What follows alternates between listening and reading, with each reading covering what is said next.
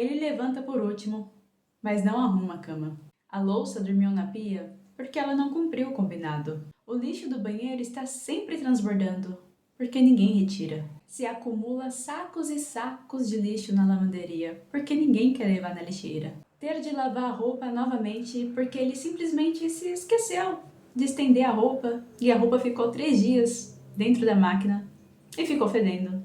E aí você tem que lavar de novo. Você se cansou de ter que fazer tudo sozinha, ficou sobrecarregada. E aí você pensou, eu vou parar de fazer, eu vou deixar aqui de qualquer jeito para ver se ele se toca e vai arrumar e vai limpar. Só que ele não se toca. E aí você é obrigada a ficar num ambiente sujo, empoeirado, bagunçado. A quantidade de pessoas que eu já atendi, de casais inclusive, que trouxeram essa demanda é enorme. Bora refletir sobre isso? Olá, sejam muito bem-vindos, Lacey Psicóloga por aqui. E eu gostaria de iniciar esse vídeo dizendo que não é minha intenção aqui trazer formas, técnicas para você coagir a outra pessoa a participar das atividades da casa. Inclusive, eu já vi muitas pessoas, a maioria mulheres, fazendo listinhas, colando na geladeira para ver se o marido lembra de passar uma vassoura na casa, passar um rodo, lavar uma louça.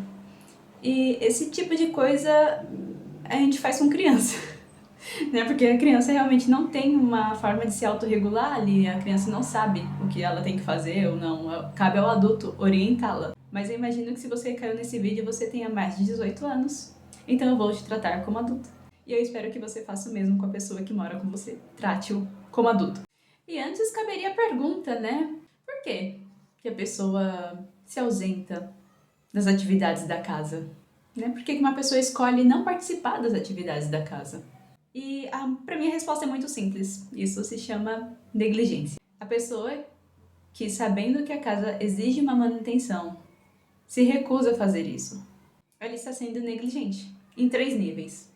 Primeiro, com a casa, por permitir que a casa vire um caos. Segundo, com ela mesma, por se permitir viver no caos. Terceira, com a pessoa que mora com ela. Neste caso, porque ela desrespeita o tempo dessa pessoa. Como assim? Pensa comigo. Se eu sou casada e não participo das tarefas de casa, isso significa que a outra pessoa fica sobrecarregada. Isso significa que enquanto eu utilizo meu tempo para fazer o que eu quiser, a outra pessoa está utilizando este mesmo tempo para cuidar de um ambiente que eu também utilizo, do qual eu também utilizo. E quanto mais seres vivem nessa casa, estou utilizando o termo seres porque às vezes pode ter outras pessoas, filhos, enfim, e pode ser cachorros, gatos, né? Então, quanto mais seres mesmo convivem neste ambiente, mais resíduo se gera. E é normal os resíduos, né? Viver implica que a gente gere resíduos. Sejam físicos, espirituais, mentais, emocionais, a gente está sempre gerando resíduos. E no caso da casa especialmente, se isso fica a cargo de uma única pessoa, para lidar com resíduos de todo mundo, isso fica pesado. Então a pessoa que é negligente, ela de fato não está, em nenhum momento, preocupado ou preocupada com a forma com a qual você está utilizando o seu tempo. Ela não está preocupada ou preocupada com o fato de você se sentir sobrecarregado.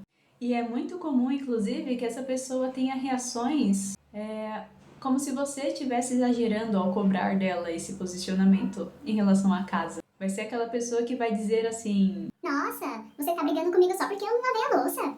Como você é namorado. Nossa, você tá brigando comigo só porque eu esqueci de retirar o lixo. Que bobagem, você se importa com cada coisa. essa pessoa vai sempre se posicionar de uma forma que vai parecer que é você que está exagerando. Mas o problema é que a coisa não para por aí. A pessoa que se comporta de forma negligente, ela não vai ser negligente em uma única situação, não vai ser só com a casa.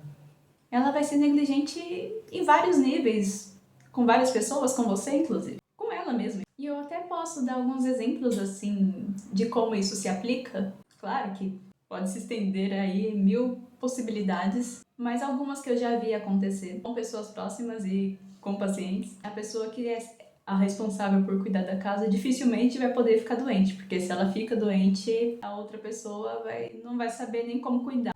assim, não sabe se orientar ali no espaço, não sabe fazer uma comida, não sabe fazer uma sopa, não tem a autonomia de ir até uma farmácia, comprar um remédio, de, sei lá, levar no médico. Então, pode ser que venha uma terceira pessoa, um amigo, um familiar, para ter que cuidar de você, porque o seu parceiro não tem condições algumas de te ajudar. Então, é como se você tivesse um filho, uma filha ali para criar, ao invés de parceiro. Uma outra possibilidade também, né, a pessoa acabar sabotando aí as questões financeiras, né, a pessoa não consegue se autorregular ali nos desejos dela, então ela vai te atropelar financeiramente falando, né, ela vai passar por cima das decisões que vocês haviam estabelecido junto, das metas que vocês gostariam de construir, vai ceder a questões muito momentâneas, quando na verdade você sabe que deveria guardar dinheiro.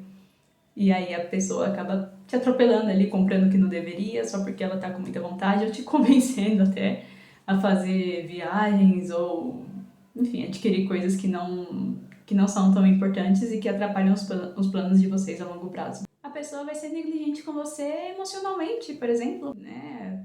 Você pode estar ali num dia muito ruim, triste, chateado, tal, ou chateada. E a pessoa olha para aquilo e tem uma reação meio blasé, assim, de fica assim, não, né? Não consegue te acolher ali, não te dá, não tem presença, né? Não sabe fazer mesmo. E uma excelente forma de você perceber se você está ou não vivendo com uma pessoa negligente é, claro, observar a realidade, né? Se você está se sentindo sobrecarregado ou não. Mas observar que tipo de recursos você faz para manter o relacionamento ou o casamento. Esse tipo de coisa da pessoa não contribuir com as tarefas da casa costuma gerar conflitos num nível que os casais chegam a beirar a separação. Eu já vi isso acontecer muito mesmo. O problema disso é que, às vezes, para evitar uma separação, as pessoas começam a investir em tecnologia para casa, assim, começa a comprar um robô aspirador, entendeu? Começa a pedir comida no iFood, porque não tem ninguém que cozinha, né? Ou só tem uma pessoa que cozinha e, a depender da demanda que ela tem na vida fora de casa, né? Ela pode se sentir sobrecarregada, não vai dar para ficar cozinhando sempre. Então, se tá rolando aí muitos pedidos no iFood por semana, né? Todo dia um iFood. A casa só vai ficar limpa se passar um robô aspirador ou se eu limpar. E começa a se questionar, assim, começa a observar o comportamento da outra pessoa em relação às tarefas que são obrigatórias. Como eu disse, viver e gerar resíduos é normal, mas a gente precisa dar conta desses resíduos que a gente gera. É claro que algumas coisas devem ser consideradas aí. Então, por exemplo, se vocês têm um acordo de que não, uma pessoa realmente fica responsável por cuidar da casa enquanto a outra vai trabalhar fora, por exemplo. Então, neste caso especialmente, se existe esse acordo, aí é natural que uma pessoa fique mais responsável pela casa do que a outra, mas de qualquer forma isso não justifica a outra chutar o balde, assim, de tudo bem, não vai limpar, não vai cuidar exatamente da casa, mas é importante que a pessoa respeite o trabalho que foi feito pela outra pessoa, né? Não vai sair por aí jogando roupa em qualquer lugar, deixando os calçados jogados no meio da sala. Então, o ideal, né?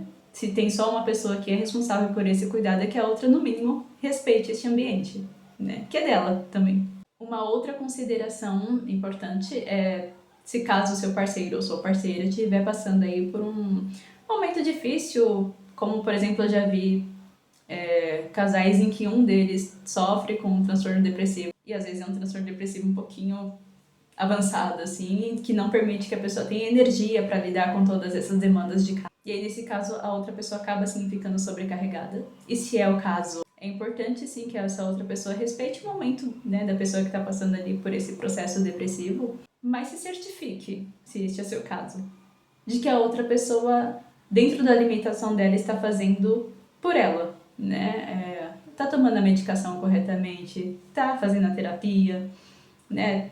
Dentro daquilo, claro que cada caso de depressão é um caso, mas assim, dentro daquilo que tá no controle dela, ela está fazendo alguma coisa? Ela está agindo? Porque se a resposta for não, talvez até você esteja atrapalhando o processo dela de recuperação, né? Provável que você esteja fazendo tudo por ela, coisas que ela mesma poderia fazer por si e não está fazendo. Então, assim, considere, né? Avalie.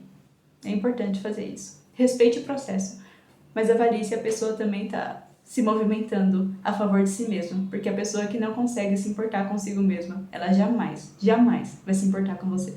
Então, antes de encerrar esse vídeo, se você tá aqui assistindo e percebeu ou sentiu de alguma forma que tá com uma pessoa que age de forma negligente, se pergunte, né? O que tá te prendendo nessa relação, né? Que características essa pessoa tem que faz com que você queira estar com ela? Porque, como eu te falei, a negligência nunca ocorre só em um nível. Ela sempre vai ocorrer em algum outro lugar. Observa. Não cabe a você ficar fazendo listas e dizendo para outra pessoa o que ela precisa ou não fazer. Claro, vocês podem sim dividir tarefas, né? Isso não há um problema.